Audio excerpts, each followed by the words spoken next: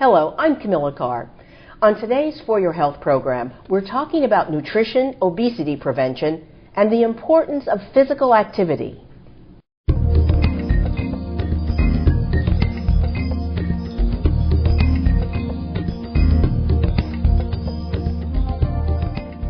According to the White House Task Force on Obesity, 1 in 3 children in this country are overweight or obese, and the numbers are even higher in African American and Hispanic communities, where nearly 40% are overweight or obese. Joining us today to discuss this major health crisis is Dr. Yvette Rooks, Vice Chair and Program Director in the Department of Family and Community Medicine at the University of Maryland School of Medicine, and she's also the team physician for the Maryland Terrapins at the University of Maryland, College Park. Thank you. Thanks for having me. Before we start our discussion, could you give us an idea of how did you get into this field? And you're doing two fields, family medicine and sports medicine. Yes. Originally from New York and grew up in a community similar to Baltimore and the surrounding counties. And I enjoyed going to the doctor. I was always intuitive. I like getting needles. I liked watching blood draws, and I always had a lot of questions about, how did you listen to my chest and here I want to know I had a cold. And I really liked the interaction. My doctor really talked to me as a growing teenager and would always excuse my mom from the room so I can have a one-on-one with him and happen to be a male. And so I was always interested in that part of it. Then I was a volunteer. To keep me out of trouble, my parents had me volunteer at the local hospital. And that experience really opened my eyes to not just the doctoring, but the whole aspect of patient care and taking care of people and looking at people coming into the ER and how they left.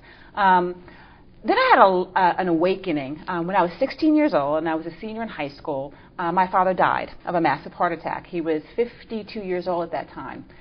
And it was a preventable disease. He smoked. He was African American, and he was overweight. He was actually a former Baltimore Colt, used to play football here in the city of Baltimore. And from that point on, I went on a mission that I didn't want to see other people die from things that we could prevent here in America, in a country that has everything at its fingertips. So I went on to go to school, and I played a sport. And what sport? I played as a volleyball player. And I went on to play a sport and became more interested in not just the taking care of people, but the sociology of dealing with people and the environment of what they came from. And I thought that my biggest impact would be in medicine, so I decided to be a biology major and went on to medical school in New York. And although I wasn't exposed to family medicine at my medical school, I chose family medicine and then came here to Maryland as my residency and my fellowship in sports medicine, and have been at the university from the beginning of my career and still here. The interest in sports medicine came because I was always interested in sports, like sports. Actually, I was an overweight kid growing up, and the Boys and Girls Club. So was I. And the Boys and Girls Club introduced me to just being outside and playing. We didn't have all the organized sports that we have now. But through that, I was able to play. I got a scholarship, was able to play volleyball in college, and learned that women were treated differently in athletics than men were. And so I said, I want to do something about that. Whenever I was a cause, I always want to do something about it. So I took up an interest of not just sports medicine, but wellness. And through that, I've done a lot with females and wellness, and my interest in pediatric obesity comes out of that. So I have a combination of family medicine and sports medicine, but it's really a wellness interest that I have. There was a study of obesity among Baltimore school children. How did they stack up? Not well. But it's multifactorial, and I don't want to pick on just Baltimore. It is a rural issue, and it's an inner city issue. Interesting, because people think it's primarily an inner city issue. Right, there are food deserts. And we say desert, that means nothing. We're here in the inner city, there are buildings, but there are food deserts in certain populations of America. And I mean by food desert is a place where a family cannot go and get fresh fruits and vegetables or have choices for lean cuts of meats or have options. Cost of food is being elevated, and when you're on a fixed income, you're going to buy bulk food, which is typically not healthy, to feed your family because you want your family to feel full and to be able to carry on. So we have the social dynamic of having these food deserts for people, and then not knowing what is a calorie. How much should I eat? What does this food label mean? Seasoning, how can we naturally season our food? There's some cultural dynamics too, so I think all that plays into really affecting our rural communities, but also our inner city communities as much. As you're talking about this, I'm thinking that how much of this has to do with lifestyle changes. Compared to the 1970s, you had kids were actually playing outside. According to some stats that I saw, they were eating maybe one snack a day, and now children may eat 5 snacks a day. That's the whole thing around it. It's many things. There's not free space, safe space for kids to go outside and play these days. They're not playgrounds as much, or supervision on the playground. So you're right. We have computers, we have games, we have people inside more. So our kids are not outside. We have TV and we have computers. And so there's more interaction there. We can also link obesity with the hours of TV being watched. TV being watched at dinner time. When I was growing up, there wasn't a TV in our kitchen. We talked across the table. Actually, my parents talked and the kids listened, but we were there. But there was conversation about how was your day. We don't eat meals as families anymore, and the TV's on, so we're distracted. And if you're watching TV while you're eating, you'll eat more. All the commercials that are there, you're not focusing on. Also, what has happened is our plate size has gone from a 7-inch plate to a 12-inch plate. So now we're putting more food on a plate and consuming that, and our dessert, our 7-inch plate, which used to be our dinner plate, is now our dessert plate. So we have our bigger plate. We all go to restaurants, and they bring us food out on platters now, and we eat it all because we paid for it. So we're consuming more. We have more fast foods, more options. Working parents are grabbing meals and bringing it home to feed our families. And so it's multifactorial. Well, what about schools and after-school programs? Mm-hmm. What kind of influence do they have on this obesity issue? I think schools can have a great influence. Right now we're trying to educate our kids. We have the 3 basics. They have to read, they have to pass these tests to advance in school and education. But I think it's a great opportunity for program activities to get in and talk about nutrition, to have kids learn about reading a food label, learning about portion size. So when they go home and they open their refrigerator, or when they go to the supermarket and shop with their parents, they can be educating their parents. They can say, Mom, look at this food label. We can get calcium. We can have this nutrient-rich food, milk, peanut butter, versus these snacks. They're not doing that now in the schools? There really aren't structured curriculums. There's health, but health teaches about the human body, but not so much nutrition.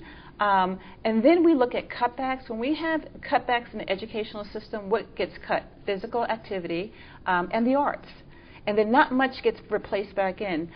There are organizations, though, that are being created around the country that are offering services to come into schools to participate and develop programs. One of the programs at our own office is, I have a wonderful group of residents that we train in family medicine, and my intern group has formed this program called BMI. And we may think it stands for BMI as our measurement, but it's Better My Identity. And we're working with 5th graders, and we're teaching them Nutrition 101. What is a food group? Basic stuff. What is a calorie? How many calories do you need? How to read a food level? Serving size. So we're educating them and providing them healthy meals, like the box lunches you have today, healthy meals to go home. And the feedback we're getting is awesome. I have parents stopping me saying, oh, we can't have that in our house anymore, because Benjamin says, no, Mom, we have to have this. That's great. No more microwave popcorn. Let's get an air popcorn machine. So we're making small incremental steps that will help these children as they become adults. As you say, microwave popcorn, I'm thinking I brought some in my briefcase. Mm-hmm. Okay, I won't use it, I promise. Well, you know what? And again, anything in moderation. I believe in moderation. I'm not a fan of fad diets or cutting things out completely, because our body's meant to have all these things to be healthy. But we need to learn moderation. So people say, don't drink soda, don't have sugar. You need sugar. But how do you teach moderation? Can you teach that? You can change behavior. A lot of people come into our office now wanting a quick fix. They didn't become 400 pounds overnight. And so we have to teach them that gastric bypass surgery isn't always the way to go. But changing behavior, as you know, is very, very difficult. So you have to relearn. It's education, and it's key. It's key for me, the doctor-patient relationship, working with nutritionists, but it's key to change the behavior, and I think you can. Are there any programs out there to educate parents? We've talked about what some of the schools or what you're doing, but are there any programs where parents can go and they can learn about what good nutrition is? The internet is a wonderful resource if used appropriately. And there are great things that the Center of Disease Control has on its website. The First Lady has a great website with Let's Move to register there. There are programs that small communities are doing, families are doing, schools are doing, so you can get ideas. My Plate is the new launch. They've changed the food pyramid to My Plate so it can fit what you're having at your meal. I think that's a great opportunity to go in and click on the different portions of the plate to learn a good dietary. So I think there are many things on the resources that parents can get a hold to. It's just taking time to do that if you have internet capability. Right. And that's where the schools and community centers can come into play. And programming is that you may not be able to get to the internet, but ask your doctor or ask the school administrator, can we get some materials in the schools? Well, we need to take a break right now, but we're going to continue this discussion when we come back. Stay with us. Hi, Mom. Hi, sweetie.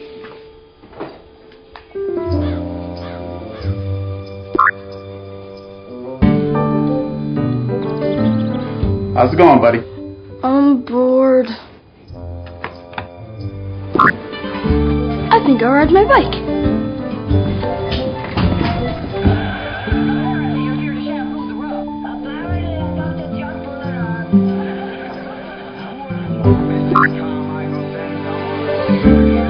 It may never be this easy to help your kids find balance, but you have more power than you know. The WeCan Parents Handbook and website can help you maximize that power. You'll learn how to help kids choose healthier foods and how to make it fun for them to get active. Who can help kids maintain a healthy weight? We can. Visit the WeCan website for a free Parents Handbook plus tips, tools, and resources. A message from the U.S. Department of Health and Human Services.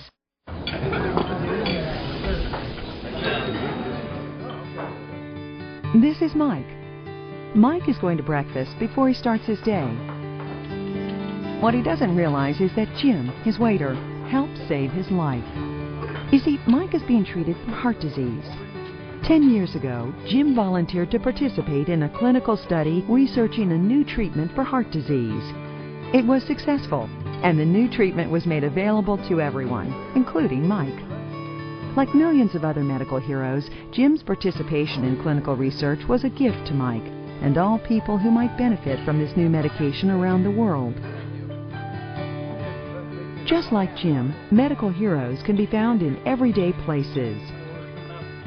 To learn more about clinical research, visit CISCRIP, a nonprofit organization at medhero.org, or call 1-877-MED-HERO. All right, Baltimore, listen up. It's getting real. A lot of people are dying around us at the hands of HIV/AIDS because they're not staying protected and they're not getting tested. And take it from me, personally, it's nothing wrong with being abstinent. It's not corny. You won't get teased for it. And trust me, at the end of the day, you're doing something better for yourself than you ever will. So don't get trapped by ignorance because you want to do something to make yourself feel good. Spread the word and not the disease, because AIDS is no joke.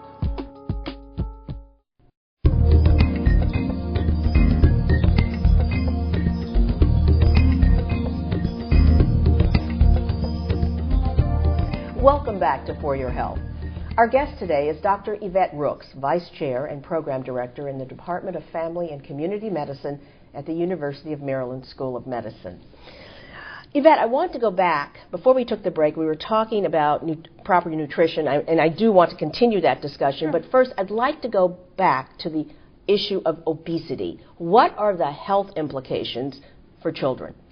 Well, with obesity and more of our children becoming obese, we're seeing adult onset diseases occur at a much earlier age, to the point where we worry about lifespan or longevity for these children in this day and age. One of the main concerns is type 2 diabetes.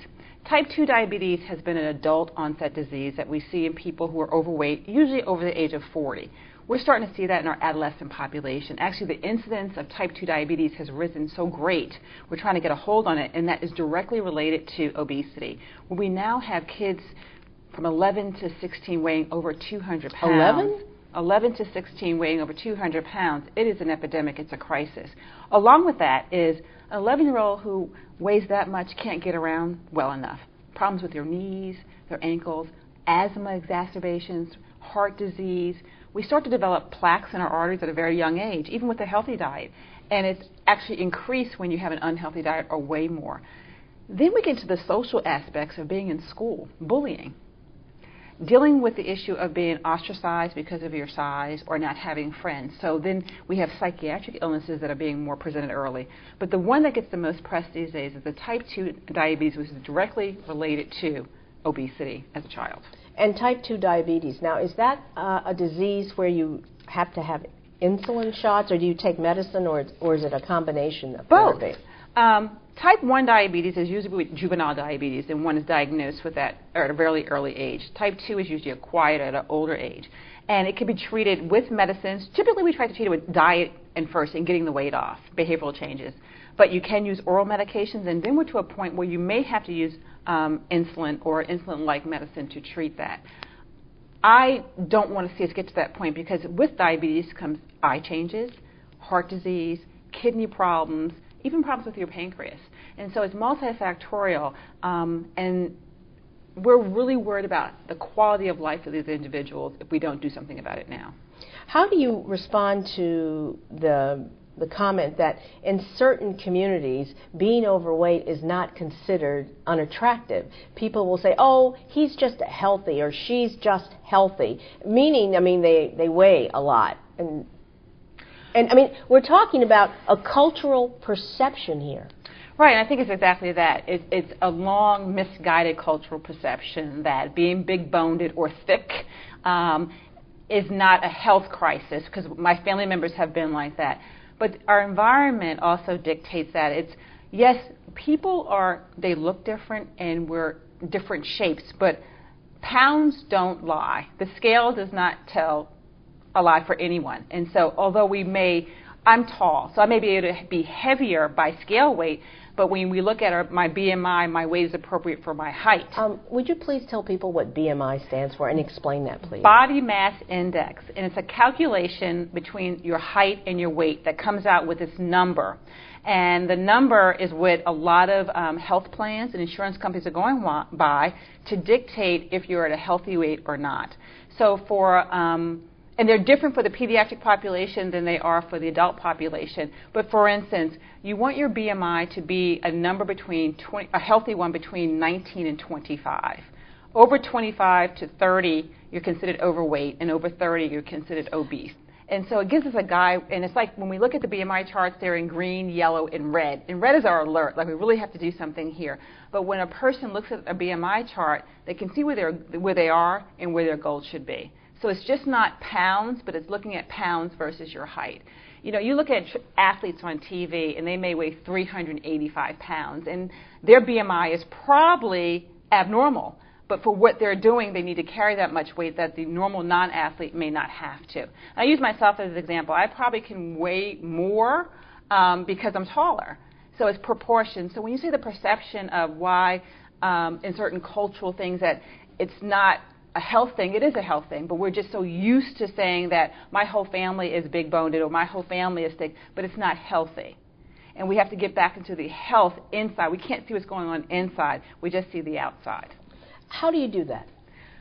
And that's what the beauty of being a family doc, because you're just not addressing the individual, but you're asking questions about who do you live with, who prepares the meals, who does the food shopping. You try to bring all those people together with a family and talk about how you can make the family healthy. Because if an individual is in the house trying to do it alone with these constant non-reinforcements, you want to make this a family event. And I think that's the beauty of being in family medicine, because we deal with families. Oftentimes at a visit, I'll have a child, a mother, and the grandmother there. So we can talk about this, because they all live together, about how we're going to make this family healthy.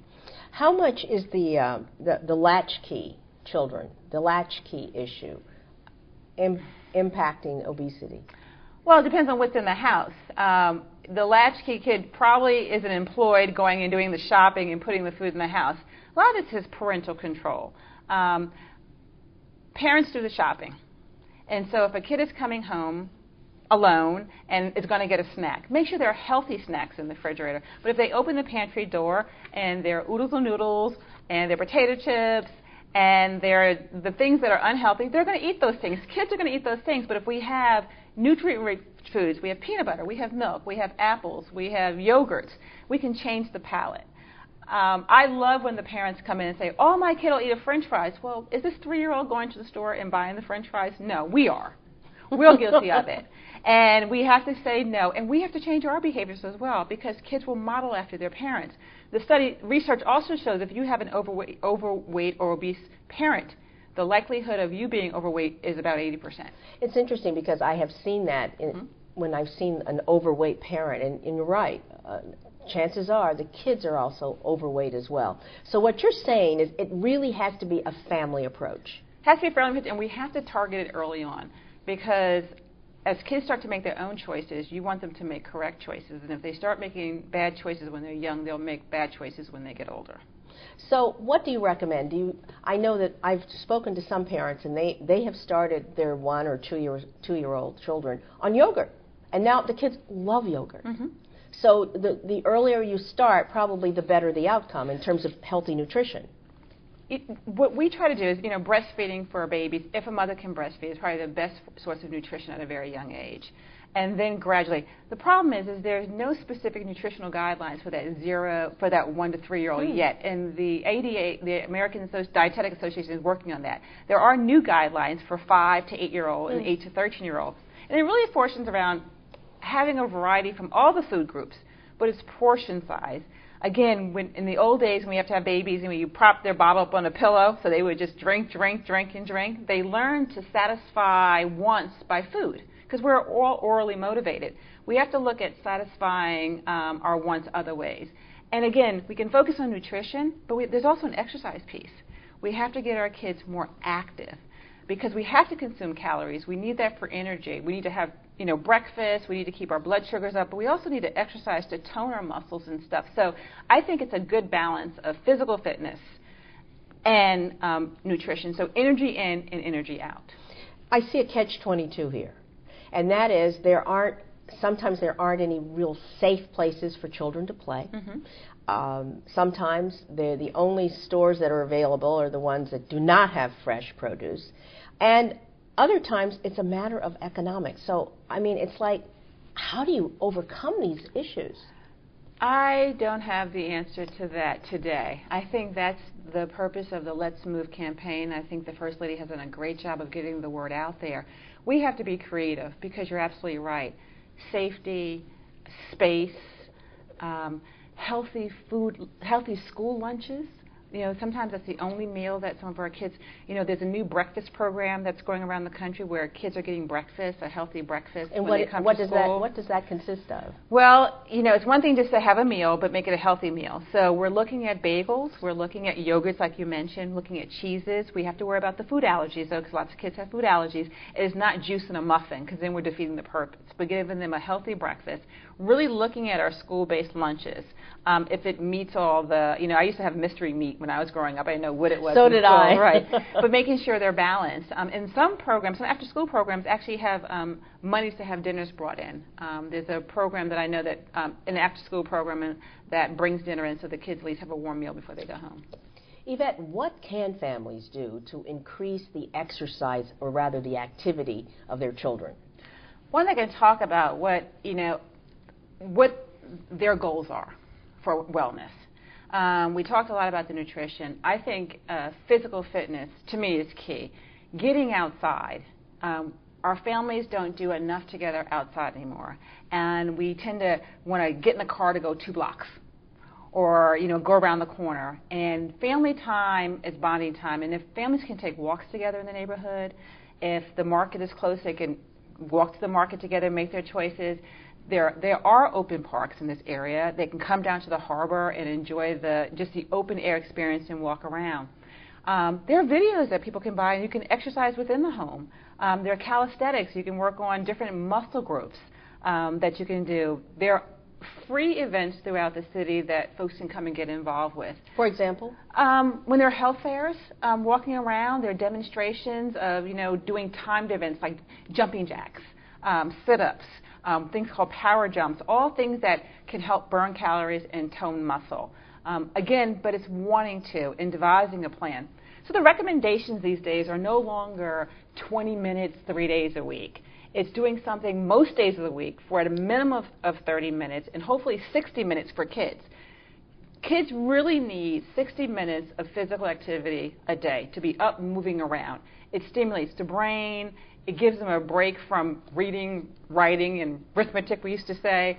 But it actually, we've made a link that good physical activity links to better outcomes in education. Really? So having that physical activity to stimulate the brain to do other things is really helpful. So schools are really empowered to put that 60 minutes of recess or 60 minutes of physical activity back into. I know the NFL has partnered with certain groups to fuel up to play 60, and they have a partnership with schools in trying to get activities, creative activities in the classroom. It doesn't need to be all that structured, but kids just have free space to run around. You have a basketball, dodgeball we used to play, all those kind of things. It's just creativity for the parents, for the physical education teachers, and for families. We are the role models as parents and as adults. So if we're sitting on the couch with the remote in our hands doing this, our kids are going to sit on the couch with the remote in their hands and doing this. But we have to say, put it down and get outside to make the changes with them and show that we're interested. Volunteer as a coach. So you'll be a role model for kids in the community. Be participatory. Get out there and design programs. It's very important. I know that, my life is probably a little bit busier with a young child being involved in sports and stuff, but it reminds me that I want to be healthy to keep up with her. Mm-hmm. And so I get out there while she's at her practice and do my little bit of exercise and continue to do that as well. But you hear from parents, I don't have the time, particularly with single heads of households. There's always a little bit of downtime. We've also known that you don't have to do the whole hour at one time. Okay. So if you broke it up and did 15 minutes in the morning, like a drill team, and did 15 minutes before dinner time, and maybe 10 minutes long, and put it together, you can still see the same benefit. So it doesn't have to be the whole hour of time. Just like we schedule meetings and schedule to get our hair done and schedule to do this, we can schedule that family time together to be physically fit. What do you say to people, though, who say, I hate exercising? Find a new doctor. No, I don't say that to them. I ask them why. Well, you know how many people tell me that when I try to get them to, join a health club? Because they look at, I think that's what sometimes the mistake is that does it mean that? Does getting good exercise meaning joining a health club at anywhere from $50 to $150 a month? That means you have to go, or you're paying the fat tax, which means you're paying all this money and you're not going. So what does exercise really mean? Does it mean it has to be formal, that you have to join a class, or do you have to get a trainer, or do you have to go buy the newest tennis shoes? Does that what exercise mean? No, it could be outside a leisurely walk. Get a girlfriend to go through and, do these trails, or do something that you want to target your abs this week and formulate something. Make it fun. I always say do it with a buddy. I'm a bit competitive. So I like to, work out with girlfriends or guy friends because it pushes me to be a little bit better, to be a little bit faster, to do more. It's also good for the brain. Exercise, we have linked with increasing the happy cells in our brain. So people who do something on a regular basis are generally happier people. And they want to improve, and they quit smoking. And they eat right. I mean, if you're going to go and run 10 miles, you're probably not going to go and get the burger this big and chomp it down, or go and light up a cigarette, or do something that is non-healthy. So by reframing it and putting not the expensive tag on exercise, but the fun tag on exercise, it sounds a little bit better and it's more palatable to people. Now I know why some of my friends are saying they don't like to exercise. I really didn't think of that, and you've given me some guidance. But even there are people out there that say when they say I don't like to exercise, they don't even want to walk somewhere. They need some work. It's probably you're not going to probably convince them at the first time, but you make it fun, you add some things to it, and you don't formalize it. It could be like, let's go to this outing, and we're going to walk there. Before you know it, they've walked a mile, but they had a great time getting there because the conversation was good. So I try to put it, you can't say no but so many times, and if you put the right things on it and put the right connotations on it, and you want to do it, it's that whole phase of behavioral change. It's not going to happen overnight. I always say there's the pot of gold at every rainbow, and look at it as your rainbow. Make it as colorful as you can. Well, we have to take another break, but when we come back, Dr. Rooks will answer questions from our audience members. Stay with us. No.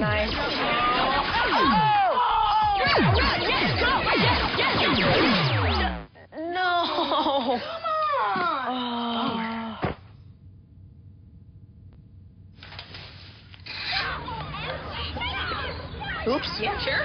So. Moms everywhere are finding ways to keep kids active and healthy. Works every time. Get ideas, get involved, get going at letsmove.gov.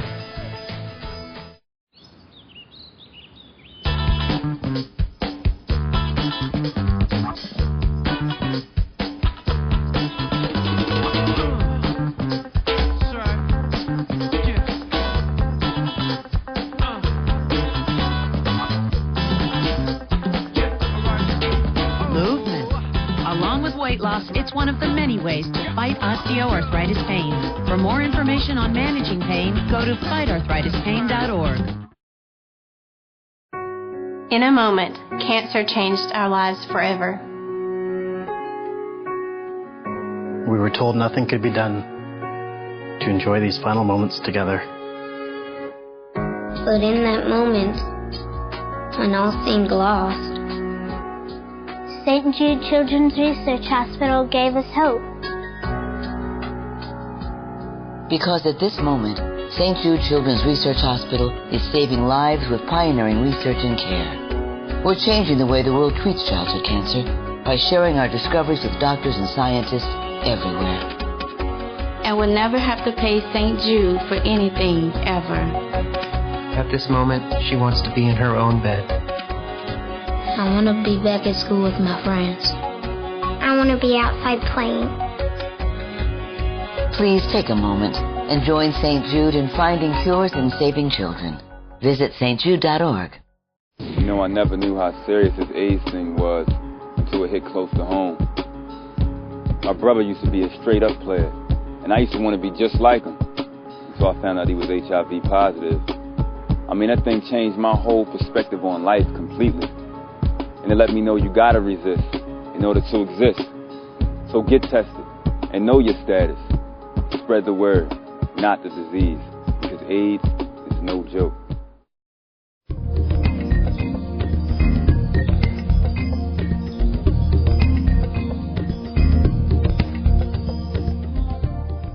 Welcome back to For Your Health. We've been talking about nutrition, obesity prevention, and the need for physical activity with Dr. Yvette Rooks from the University of Maryland School of Medicine. Now we're going to give our audience an opportunity to ask questions. Hello, Ms. Hi. Carr and Dr. Rooks. Hi. My name is Pamela Hart, and I've been working in the school system for almost 24 years. I was brought up back in the 60s, and what I've noticed is that the food that we eat now, it seems to be, to me, tainted, because when I grew up, a chicken wing looked like a chicken wing, not like almost a turkey leg. And fruit and vegetables taste real, more healthier. Like the fruits we buy in the market right now, they may look healthy and sweet, but when you take them home and you bite into like a nectarine or peach or something, they usually taste a little bitter because they're not sweet. It's like they're not ripe, like there's something added into it to make it grow faster. Grow faster, and like the chicken, it looked like maybe it's something being given to chickens that make it grow real fast. So the chicken wings usually look pretty huge, opposed to the little medium size they used to be when I grew up. Mm-hmm. And even down to the green vegetables and everything, they don't taste as good as they did when I was a child.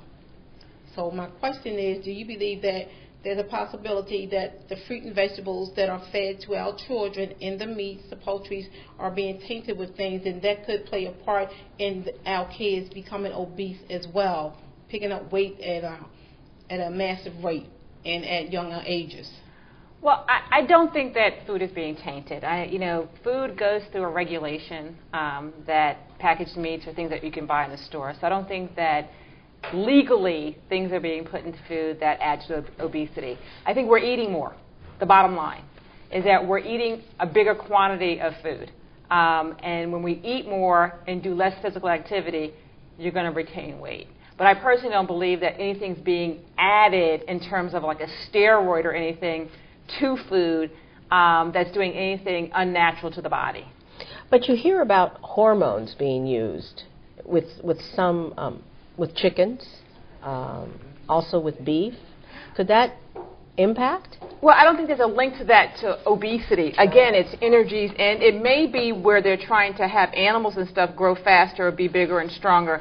But I don't think there's been any association where that has led to human enlargement as consumers, especially with the fruits and vegetables at all. It still comes to energy and how much you're taking in to how much you're expending. We have another question, sir. Hello, I'm Joseph Hall. I've been teaching for 6 years, and I have 2 questions. Sure. One is, how do you combat the fact that we're an instant gratification society? Not only do we want fast food, we want to drive by and get it. We want to open up a can with not even a can opener. We want to nuke food, like you said, your popcorn.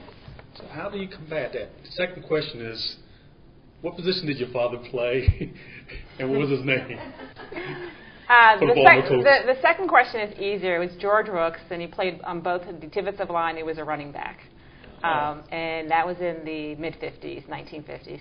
The first question is, you're actually right. As society has gotten faster and quicker and things are moving fast, as you know, members of our audience, they can text, they can twit, right? They can face page. I mean, you could, like the commercials now, that's 20 seconds ago. We want that instant gratification. We're still full now. Eat on the run, eat in the car, eat on the way to the bus. It's about behavior. It's going back to the basics. If we look at sports, what did Larry Bird always say?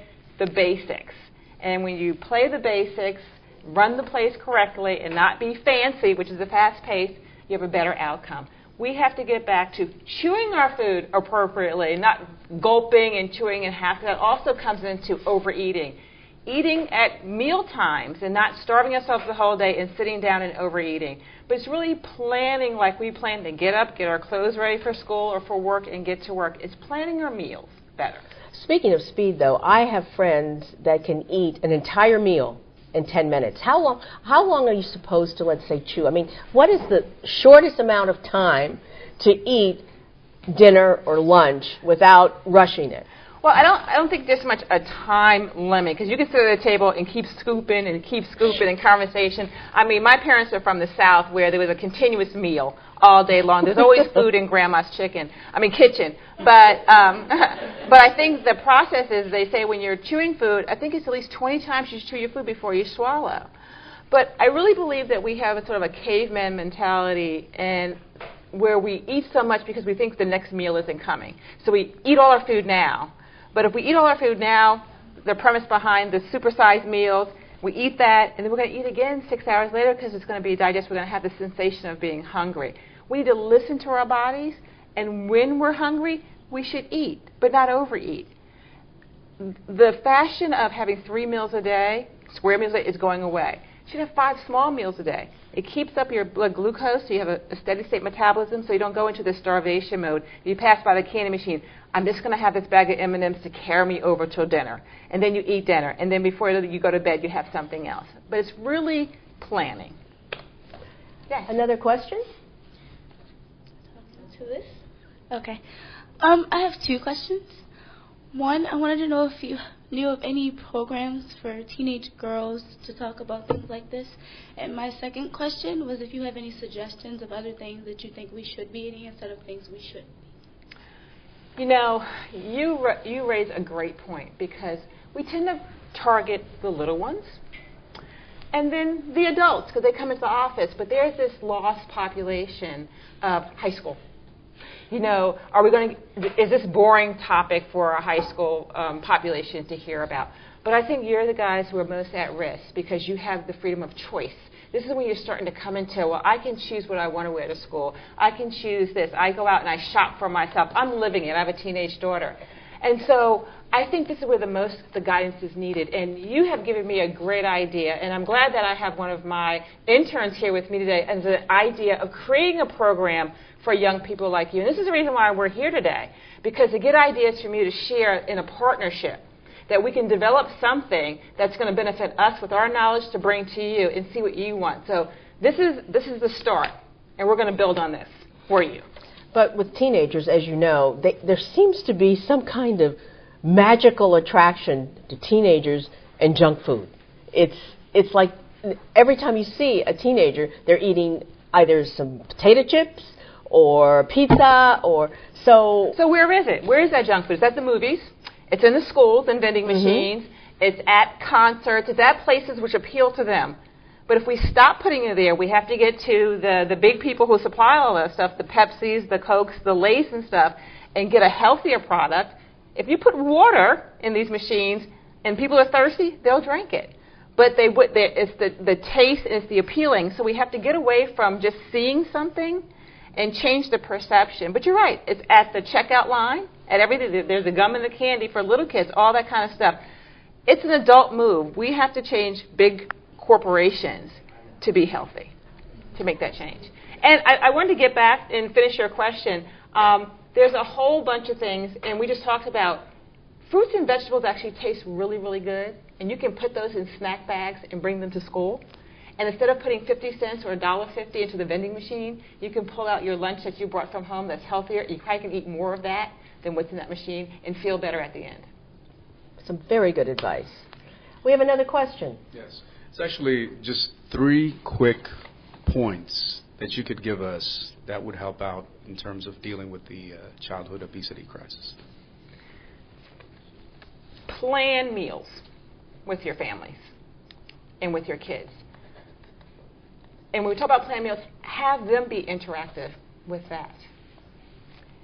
Getting physical activity is huge. And as a family, it's even better. Putting together a wellness package for the family. I want to be well. What changes am I going to make? A parent may say, I'm going to quit smoking. That's going to be my thing. What is going to be your idea? And together, do it together. What is your advice for single heads of households? Because you know we have a lot of them right now. It's the same advice I would give anybody. Is you have to decide what's going to be important for you. You have to probably even be more conscious of your health as a single parent or a single head of household because you're the only one. There's no one else to rely on. So making those choices, and actually you can probably make better economical choices by choosing healthier things than the more expensive things, which are more unhealthy because you'll need more of them to feel well. They'll do harm or effects will cost you more in the long run. Mm-hmm. We have another question. Yes. What do you think Baltimore City Public Schools could do to better make the lunches more appetizing to our students? Because we have a problem with our kids leaving the building because they always talk about how horrible the lunches are. They say the food doesn't taste good. Yeah, mass production of food doesn't taste good. It's you have to be careful because you're dealing with allergies with kids. You can't use a lot of seasoning, and for economic reasons, you have to buy things in bulk. It really comes down to finances. One of the things that they did in a school that I was affiliated with back in New York is they surveyed the kids, and they asked them, "What do you want for lunch?" But what we got was French fries, hamburgers, and pizza. And and that's kids' favorites. But when we started giving them other options and had them design, like sometimes when you're in the hospital, you can choose your meals, what you want. We gave them a list of things that they can choose from, but it was all healthy ideas, and they started to create good menus from that. But if you just ask a child or ask a student, you're going to get the same things because that's what's out there. That's what's here is appealing because they're not getting it elsewhere. But if you give them like a menu card and say, circle these things, they become more empowered to make those good choices. Oh, thank you. What is the difference, though, in cost? There's this perception out there that when you go for the healthier foods, they're going to cost more. And I think there is some truth to that. You can probably get a bag of Lay's potato chips that is the serving size is really small, but you think you eat the whole bag. That will cost maybe $1.50. But if you want to get a bag of, say, the peeled carrots, they may be $2.99. And so you do make those choices, and it is difficult. Those are one of the things that we have to deal with. I look at it as the social determinants of health, the accessibility of food and the cost of food. Even in our own city, you can look at a Whole Foods where things are more expensive and in different communities, and you can look at Stop, Stop, and Shave that are in other places. So I don't have that answer, but it is something that I think that we need to recognize for and be cognizant of when we're educating, and make sure that we're not putting down people when they're trying to make those choices. We have another question. Hi, Dr. Rooks. You mentioned the food deserts in our city, and I was wondering if you were aware of any programs that were in place to address that issue. The university itself is working with a couple of supermarkets and a couple of food storage areas to provide accessibility for families in need. I know at Shoppers Food Store at one of our big conventions we had recently was there giving away bags of groceries. So there are programs. You know, I always say as a leader or as a community as a whole is approach your local supermarket, write letters. People are willing to help. We were able to get granola bars for a program from Whole Foods that we just asked. And they like to have partnerships and demonstrations. We have people showing people how to prepare meals on a budget that can be healthy. We just did one at Lexington Market and did a healthy salad for diabetics. Because people say, oh, salad, and it had great things in it, asparagus, cranberries, chicken, or salmon. So a salad just doesn't have to be lettuce. We can make it colorful, beautiful, and tasty. Yeah, that sounds really good. I guess I still go back to this the cost issue. And here, what's the bottom line here? Is it possible to eat healthy on a budget? Yes, it is possible. It takes creativity. It takes education to be able to read a food label, to make sure that you're not only getting healthy food inexpensively, but the right foods that you need in your budget. Too much of anything is not unhealthy. You can say milk is a great product, but if you only drink milk, that's not healthy. You can say carrots is a great product, but if you only eat carrots, it's not healthy. But a balance of your food groups, of your protein, of your dairy products, of your carbohydrates. You hear, oh, carbs, they put weight on you. Yes, but they're your source of energy. So you have to balance everything out. In the morning, you know, having breakfast, it's, you know, what is it? You eat breakfast like a king, lunch like a queen, and dinner like a princess. You want to have your biggest meal of the day. Kids, especially students, need that for brain power to come in and to be able to excel in school. Thank you. And we're going to take another break, and when we come back, we're going to get some final comments from Yvette. Don't go away.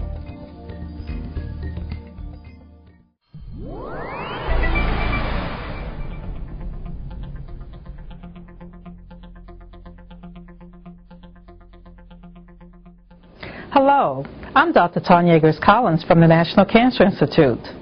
Did you know that the foods you eat can play a role in your cancer risk? It's true. People whose diets are rich in fruits and vegetables have a lower risk of getting several different types of cancer. They are also less likely to get diabetes, heart disease, and hypertension. The National Dietary Guidelines recommends eating 5 to 9 servings of fruits and vegetables a day. Fruits and vegetables contain vitamins, minerals, and fiber that work together to promote good health. Only fruits and vegetables, not pills or supplements, can provide all of these nutrients together. If you're not eating many fruits and vegetables, 5 to 9 may sound like a lot, but it may not be as hard as you think. One serving fits into the palm of your hand, and a salad may contain several servings. Everyone has the power to make healthy food choices. By eating healthier, increasing physical activity, and maintaining a healthy weight, you lower your risk for many chronic diseases, including cancer. Best of all, you'll discover that eating right doesn't always mean giving up the foods that you like. The National Cancer Institute offers a free cookbook called Down Home Healthy Cooking. It has a helpful selection of cooking techniques, healthy food substitutions, plus dozens of recipes. To learn more about how diet may affect your cancer risk and to order the cookbook, visit www.cancer.gov or call 1-800-4CANCER. To learn more about increasing your physical activity, consult the Physical Activity Guidelines for Americans at www.health.gov/PA guidelines. And remember to stay healthy.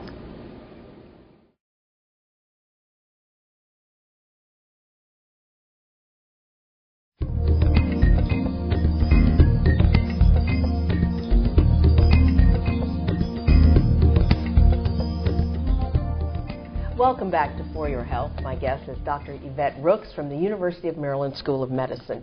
Yvette, we've been talking about obesity, prevention, nutrition, and physical activity. What is the one thing you would like people to take away from this discussion? take back their health. What one change, and I know we focus on nutrition and physical activity, one change can they make to improve their health? Your health is the one thing that you have most control over. Yes, we have diseases that affect people, but what can you make a difference in an investment in yourself? And then recruit people to want to change and be healthy. Do it person by person, neighbor by neighbor, community by community. There are churches that are getting involved in getting a healthy congregation. We have schools who are having Biggest Loser contests with the teachers. That empowers the students who are there. We have families wanting to be healthy. It is really, really important. To be in America, we should really not still have the #1 leading cause of death to be heart disease, and heart disease is preventable. And so there's a lot of work still to be done. We as adults have to be better role models for our young ones coming up, including this prime age, this high school age, which is so imprintable, and teach them to make healthy choices, because that will help to be healthy adults. We manage money probably better than we manage our health. And we need to be healthy Americans to have longevity. Even in the state of Maryland, the lifetime of a woman in Montgomery County, believe it or not, is about 15 to 20 years longer than the lifetime of a woman in Baltimore City. So we have to look at what is the difference here and how we can improve that. And some of the things that we touched on in our conversation are still in work. The economics of purchasing healthy food, or access. We talked about food deserts. But even when you can go and make in those choices, and why choose the healthier option versus a non-healthier option, and how do you define that? I think education is key. I think education within the schools, education within the household, even the education of physicians. There's very little taught about nutrition and physical activity in medical school. So here's a doctor talking because there's a special interest that I have to get out there. But a lot of times it's not even part of the conversation that comes up. What comes up is, do you exercise? Check off the box. Do you eat 3 meals a day? Check off the box. But that's not education. We need to have a dialogue about that and how we could become healthy. Stopping smoking is a key thing. But also those behavioral things and how do we eat is really, really important. And on that note, we wrap up this discussion. I want to thank Dr. Yvette Rooks from the University of Maryland School of Medicine. And I would like to thank our studio audience. We hope this program was informative. I'm Camilla Carr, and thank you for joining us. And we look forward to seeing you again on For Your Health.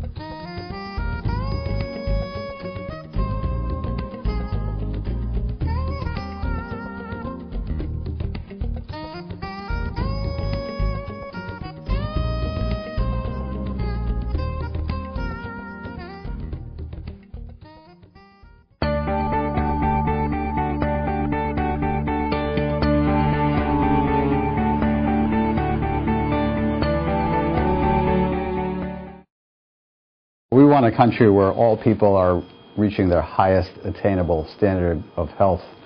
But tragically, too few people are reaching that noble goal. And oftentimes, people of racial and ethnic minority backgrounds are not reaching that goal for reasons that we can rectify. There was a time when no one talked about cancer on the reservations or throughout the American Indian Alaska Native population. But gradually there were people who started to worry that we were seeing more patients, very desperate patients with very bad prognoses, and didn't quite understand what was happening in the community. Los tratamientos en cáncer y los problemas que los pacientes, especialmente latinos y hispanos, que ellos tienen cuando los están diagnosticando con cáncer, todas las cosas familiares, el seguro, acceso a los hospitales, eso es muy importante para mí. As a resident, I had a gentleman to come see me. He was 59 years old. He had private insurance, and he came to see me in our ward service clinic. That meant that he waited for about 3 hours to see a resident because someone in his family had told him that they saw me give a talk in the church about prostate cancer. Now, this gentleman had been diagnosed 2 years before with a treatable cancer, but when I saw him, it had already spread to his bones.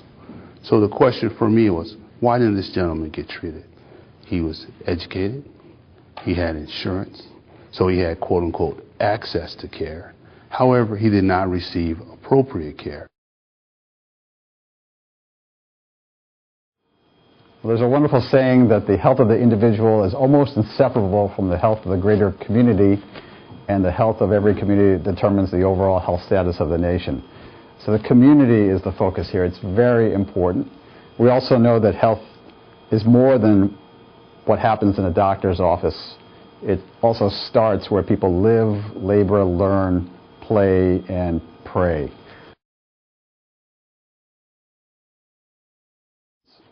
So this is a very aggressive and comprehensive plan. In fact, it represents the greatest federal commitment to eliminating health disparities ever.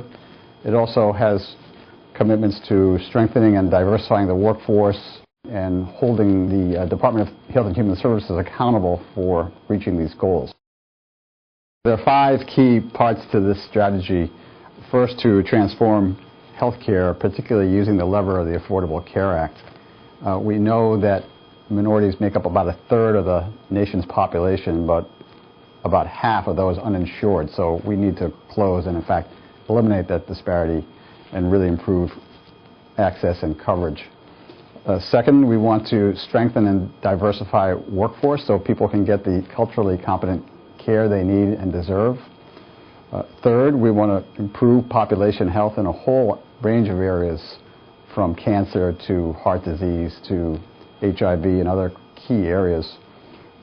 Fourth, and critically, we need to improve data collection because the data on disparities has been suboptimal so far. In fact, there are provisions in the Affordable Care Act to improve data collection at a granular level so we can create better strategies for eliminating disparities.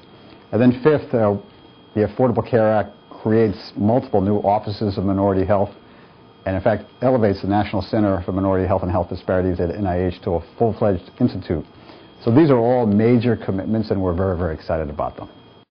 There's a very important saying that if you fail to plan, you plan to fail. With this new plan, we have now a commitment, a roadmap, and a compass for the future, and we're very proud of that.